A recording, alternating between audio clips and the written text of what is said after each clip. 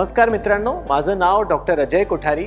मी Sancheti hospital येथे spine specialist म्हणून कार्यरत आहे. आजचा टॉपिक फार इंटरेस्टिंग आहे. मलाही त्याच्यासाठी फार रिसर्च करायला लागलं आणि तो टॉपिक आहे vitamin D deficiency. Vitamin D ह्याला सनशाईन व्हिटॅमिन असं बोललं जातं. It is a fat soluble vitamin. Fat soluble vitamin म्हणजे काय? तर व्हिटॅमिन ए, डी, ई आणि व्हिटॅमिन के हे फॅट सोल्युबल व्हिटॅमिन आहेत. तर हे जे व्हिटॅमिन्स आहेत ते आपल्या बॉडीमध्ये फॅट फूड ह्याच्या मदतीने अब्सॉर्ब केले जातात आणि मग हे व्हिटॅमिन डी लिव्हरमध्ये स्टोअर केलं जातं. जेव्हा शरीराला गरज पडते तेव्हा हे व्हिटॅमिन डी किडनीमध्ये ट्रान्सफर होऊन त्याचं active form of vitamin D तयार केलं जातं आणि नंतर ते आपल्या ब्लडमध्ये रिलीज केलं जातं फॉर यूज. व्हिटॅमिन डीचे दोन प्रकार असतात, व्हिटॅमिन D2 आणि vitamin D3. Vitamin D2 is called ergocalciferol. The main source of vitamin D2 is plant food, mainly mushroom. Vitamin D3 is a active form of vitamin D. आपण जे blood test करतो ते vitamin D3 check करतो. The main source of vitamin D is animal based food.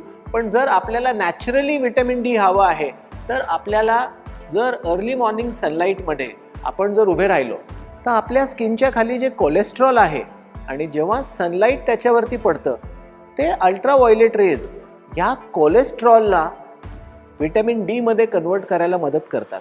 तर we are blessed to be in a country like India जिथे 12ही महिने आपल्याला सनलाईट एक्सपोजर मिळतो. आता किती वेळ उन्हात बसलं पाहिजे?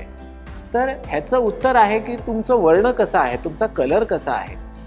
तर इट इज सीन की जे व्हाईट कॉम्प्लेक्शनची लोकं आहेत त्यांना एक 15 ते 20 मिनटं जरी सकाळचं सनलाईट एक्सपोजर मिळालं तरी ते पुरेसं आहे. पण ज्यांचा कलर डार्क आहे, कॉम्प्लेक्शन डार्क आहे, अशा लोकांना 1 तास तरी व्हिटॅमिन डी एक्सपोजर मिळालं पाहिजे. आणि majority of the Indians they have got whitish complexion. तर आपल्यासाठी साधारणतः 45 मिनटं ते 1 तास तरी आपण उन्हात बसलं पाहिजे. आता होतं काय, जर उन्हात जातो तो पूर्ण कपडे घालतो, सनस्क्रीन लावतो, गॉगल लावून उन्हात जातो, मग त्याचा काही उपयोग नाही. जसं फॉरेनची लोक सन बाथ घेतात तसा तो कल्चर, म्हणजे आपण उन्हात मिनिमम कपडे घालून जर बसलो तर बॉडी सरफेस एरियावरती जास्ती सनरेजचं एक्सपोजर होईल आणि आपल्या शरीराला व्हिटॅमिन डीचं प्रोडक्शन तेवढ्याच जास्ती प्रमाणात मिळेल. नाव द नेक्स्ट थिंग की व्हिटॅमिन डी डेफिशियन्सीमुळे काय सिम्पटम्स होऊ शकतात. सर्वप्रथम हाडांची ठिसूळता.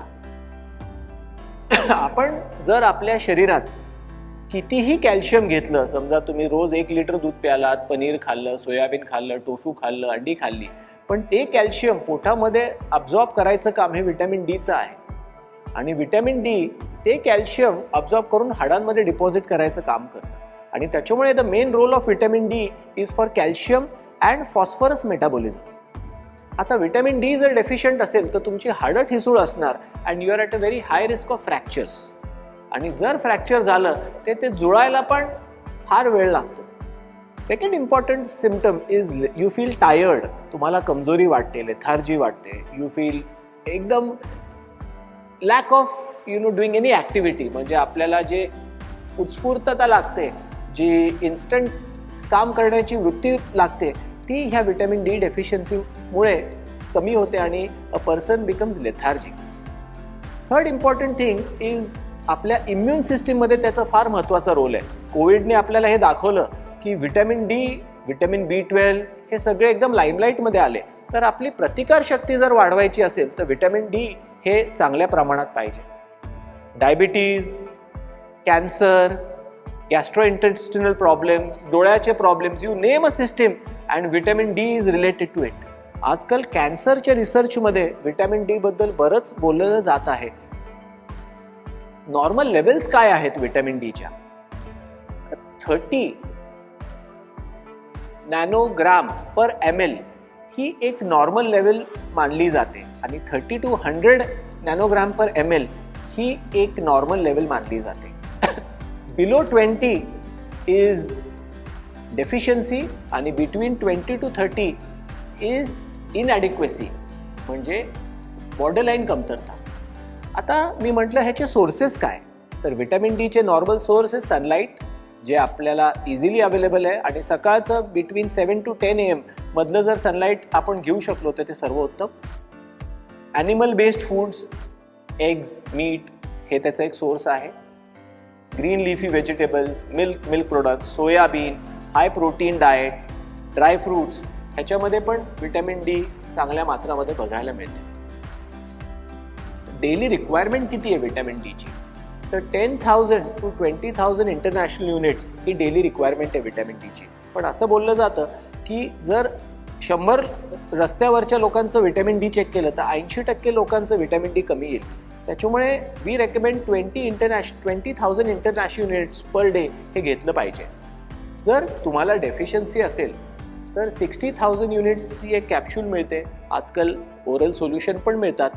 त्याच्यामध्ये वीकली वन्स हा एक डोस असतो, असं एक 12 आठवड्यापर्यंत घ्यायचा आणि नंतर वन्स अ मंथ हे मेंटेनन्स डोसवरती ठेवायला लागतो. जर फारच सिव्हिअर डेफिशियन्सी असेल तर व्हिटॅमिन डीचे इंजेक्शन्स येतात जे इंट्रामस्क्युलर घेतले जातात, किंवा व्हिटॅमिन डीची एक 6 लाख युनिटचं ओरल सस्पेन्शन पण आलं आहे, ते आपण घेऊ शकतो. पण कृपा करून आपण आपल्या डॉक्टरांच्या सल्ल्यानुसारच हे डोसेस घ्यावेत, हे मी एक जनरल इन्फॉर्मेशन करता आपल्याशी शेअर करत आहे. तर मित्रांनो, vitamin D is a very important vitamin, आणि गेल्या 5 वर्षात ह्याचं महत्त्व वाढतच चाललं आहे. प्रत्येक आजाराशी, whether it is bones, whether it is heart, whether it is eye, whether it is gastrointestinal symptoms, whether it is cancer, whether it is infertility, प्रत्येकाशी व्हिटॅमिन डीची जोड केली जात आहे. आणि त्यामुळे मी कायम म्हणतो की prevention is the best cure. सकाळी उठून 1 तास ओपन ग्राउंडमध्ये वॉक करायला पाहिजे, मैदानी खेळ खेळायला पाहिजेत, आहार चांगला घ्यायला पाहिजे, 7 तास झोप काढायला पाहिजे, वॉटर इनटेक चांगला पाहिजे, म्हणजे आपण आपलं चांगलं शरीर मेंटेन करू शकतो. आणि आपण जे सकाळबरोबर हे इनिशिएटिव्ह केलं आहे त्यामध्ये आम्ही बरेचसे असे चांगले एपिसोड्स, ज्याच्यामध्ये स्लिप डिस्क काय आहे, व्हिटॅमिन B12 डेफिशियन्सी कशामुळे होते, आपण कोणते योगा केल्याने आपले मणक्याचे आरोग्य चांगले राहणार आहे, मणक्याची शरीररचना काय आहे, पेन ब्लॉक थेरपी काय आहे, हे सगळे चांगले टॉपिक्स आपण यामध्ये कव्हर केले आहेत. आणि आपण त्याच्यामधनं जाऊन ही नक्कीच माहिती घेऊ शकता. कुणाला जर माझ्याशी कॉन्टॅक्ट करायचा असेल तर मी माझा नंबर, ईमेल ॲड्रेस, वेबसाईट हे खाली दिलंच आहे. काही शंका असल्यास तुम्ही त्याच्यावर कॉन्टॅक्ट करून मी नक्कीच तुमच्या मदतीला असेल. धन्यवाद.